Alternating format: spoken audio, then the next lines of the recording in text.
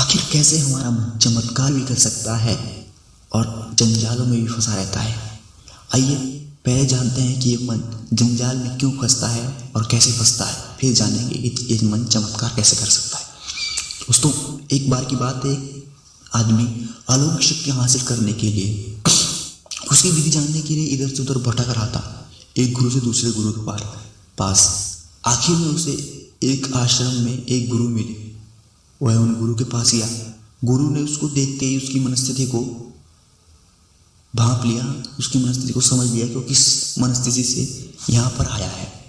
और जैसे ही गुरु ने उससे पूछा कि तुम इतने परेशान क्यों हो, तो उसने गुरु से कहा कि मुझे अलौकिक शक्तियाँ सीखनी है। तो गुरु ने उससे कहा कि तुम्हें अलौकिक शक्तियाँ क्यों सीखनी है? हाँ, अगर तुम इन अलौकिक शक्तियों का क्या करोगे? अगर तुम्हें पानी पर चलना है तो तुम्हारे लिए एक नाव बेहतर होगी। अगर तुम्हें हवा में चलना है, हवा में उड़ना है, तो तुम्हारे लिए एक हवाई जहाज बेहतर होगा। लेकिन वह व्यक्ति बहुत हठी था और उसने गुरु की एक ना सुनी और उसने गुरु से कहा कि मुझे अलौकिक शक्तियों की दीक्षा दो। तो गुरु ने अंत में हार कर कहा कि ठीक है, तुम कल सुबह 4 बजे नहाकर मेरे पास आओ, मैं तुम्हें अलौकिक शक्तियों का रहस्य बताऊंगा, मंत्र बताऊंगा। वह व्यक्ति दूसरे दिन सुबह 4 बजे नदी में डुबकी लगाकर गुरु के पास गया और गुरु ने देखा कि गुरु ने कहा उससे कि ये बहुत ही सरल है, मेरे पास एक गुप्त मंत्र है। अगर तुम 40 दिन तक, अगले 40 दिन तक इसका दिन में 3 बार जाप करो तो तुम्हें सारी अलौकिक शक्तियाँ मिल जाएंगी। फिर गुरु ने उसे मंत्र दिया। मंत्र था अस्तोमा सद्गमया, मुझे असत्य से सत्य की ओर ले चलो। गुरु ने कहा तुम्हें अगले 40 दिनों तक इस मंत्र का दिन में 3 बार जाप करना है। उसने कहा ठीक है, बस इतना ही, लेकिन रुको। गुरु ने कहा कि तुम्हें जिस समय इस मंत्र का जाप करना है, तुम्हें बंदरों के बारे में बिल्कुल नहीं सोचना है। उसने कहा ठीक है, बस इतना ही। वह प्रसन्न होकर वहाँ से जाने की आज्ञा ली और वह वहाँ से चला गया।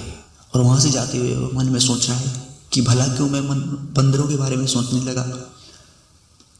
वह दूसरे दिन सुबह 4 बजे गंगा में जी में डुबकी लगाई और वह अपने मंत्र जाप करने के लिए बैठा। लेकिन जैसे ही वह अपने उस मंत्र को जपने लगा जो उसे गुरु ने दिया था, उसके मन में बंदरों के ख्याल आने लगे। उसने फिर डुबकी लगाई, फिर बैठा, फिर बंदरों के ख्याल।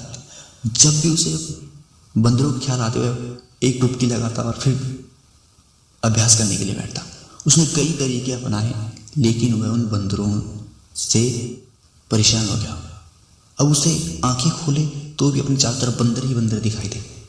आखिर में वह घबरा कर अपने गुरु के पास वापस गया और गुरु से कहा कि मुझे कोई अलौकिक शक्तियाँ नहीं सीखनी है, मुझे बस इन बंदरों से मुक्ति चाहिए। दोस्तों, इसी प्रकार हमारा भी मन है। हम ऐसे चीज़ों में फंसे हुए हैं, ऐसी शक्तियों के चक्कर में। और दोस्तों, दूसरी बात कि हमारा मन ऐसा है कि इसमें जो भी डालोगे वह चारों तरफ हमारे घूमता रहेगा। जैसा कि गुरु ने उससे कह दिया कि तुम जब इस मंत्र को जपो तो तुम्हें बंदरों के बारे में नहीं सोचना है दोस्तों। और जिस चीज़ के लिए मना किया जाए ये मन उसी चीज़ में रहता है। अब आइए जानते हैं कि इस मन को चमत्कार में कैसे रूपांतरित करें, इस मन को चमत्कारी कैसे बनाएं। आपको दिन में 2-3 बार अपने आप को ये याद दिलाते रहें कि जो आपका पैसा है, आपके रिश्ते हैं, आपका शरीर है, ये जो सब जितना भी है ना, ये सब आपने समय के साथ इकट्ठा किया है। अगर आप इस बुनियादी सच्चाई के प्रति जागरूक बन गए ना, तो आप अपने आसपास हर चीज़ के प्रति आप में एक गहरी सहभागिता की भावना बनी रहती है। तब आप मानव मन के कलेश और पागलपन से ध्यान की तरफ बढ़ने लगेंगे। इसलिए आप ध्यान कीजिए, मेडिटेशन कीजिए। दोस्तों, आपने देखा होगा जितने भी बड़े बड़े ज्ञानी व्यक्ति होते हैं वह ध्यान करते हैं, मेडिटेशन करते हैं।